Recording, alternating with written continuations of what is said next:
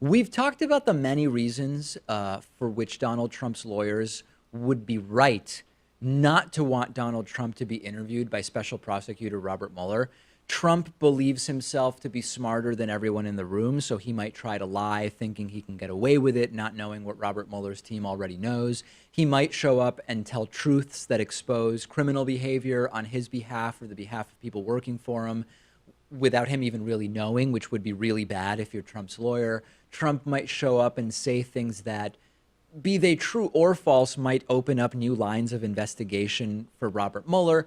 So there's a lot of reasons why, if you're Trump's lawyer, you wouldn't want Trump speaking to Mueller or his investigators. Unfortunately for Trump and his lawyers, I told you yesterday that Mueller has rejected the offer of an interview in writing, where Mueller will send Trump questions and Trump's lawyers will write completely sanitized answers.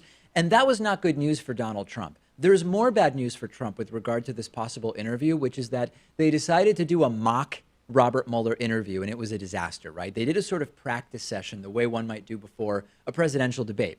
And the idea was to get Trump to start practicing the questions that he might have to answer if the interview does take place. And they had a whole list of questions. They had 4 hours during which they were going to do this, and they got through 2 questions. They got through only 2 questions, partially because Trump kept getting interrupted by different things, partially because Trump just wouldn't shut up and get to the answers, reportedly just going on endlessly about only tangentially related topics.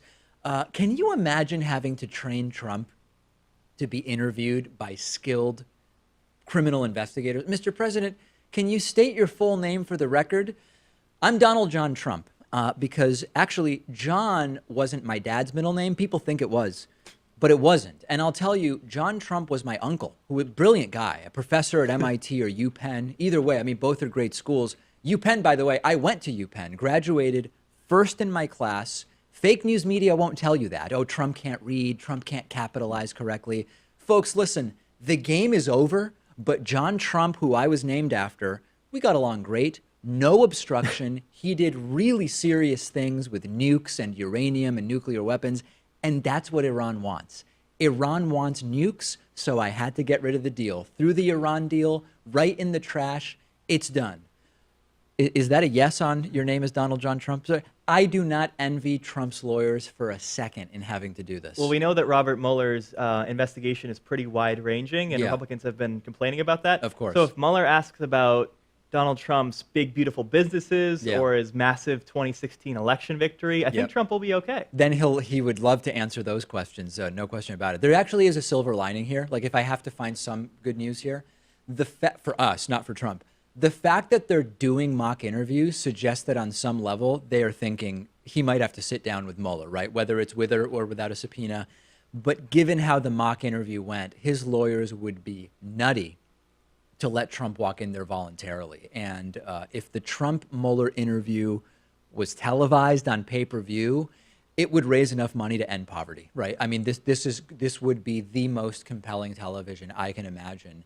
And this is why I'm actually worried about the pulling out of the Iran deal being a smokescreen to start providing some preemptive cover. And we know that Trump will go very, very far in doing whatever he perceives he has to do with Iran or Syria or both, just to keep attention off of the growing heat from Robert Mueller. And I don't know what the timeline is on this possible interview. We heard from Rudy Giuliani, Trump's newest lawyer, that he hopes he needs time to get up to speed and doesn't want to even talk about an interview. I think he said until after the North Korea summit, right? Well, so it could be a while. Giuliani is so trustworthy. I mean, I'm sure we can take his word for it. Yeah, it's like, do we even have any reason to believe Giuliani has talked to anybody about what the timeline is for the interview? Maybe not, but not good news for Trump. And I'm starting to look forward to, we had the Michael Flynn indictment. That was a much anticipated event in this entire saga. We had James Comey's first interview, timed, of course, with the release of his book, which people were very much anticipating. I was sort of anticipating those things. Trump sitting down with Mueller, and we don't even know when we would learn about what takes place during that interview.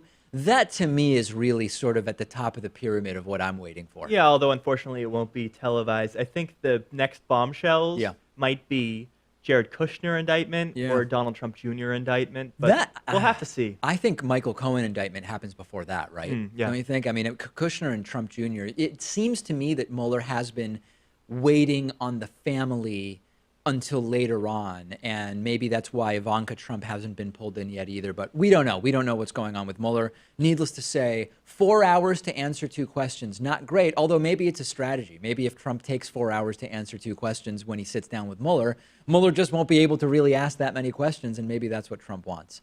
Discuss this with us on our subreddit, davidpakman.com/REDDIT. Chris Martinson joins me next. Today's program is made possible in part by Futur. Futur is a social forecasting game where you compete with other players to predict the future, and it's built on the principles of what's called a prediction market, a scientifically proven way of using the wisdom of the crowd to create more accurate predictions about future events.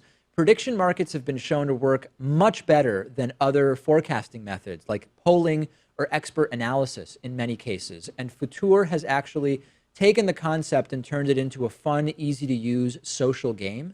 You open up the Futur app and you'll see a whole range of forecasts covering topics across the board, from politics to sports and everything in between.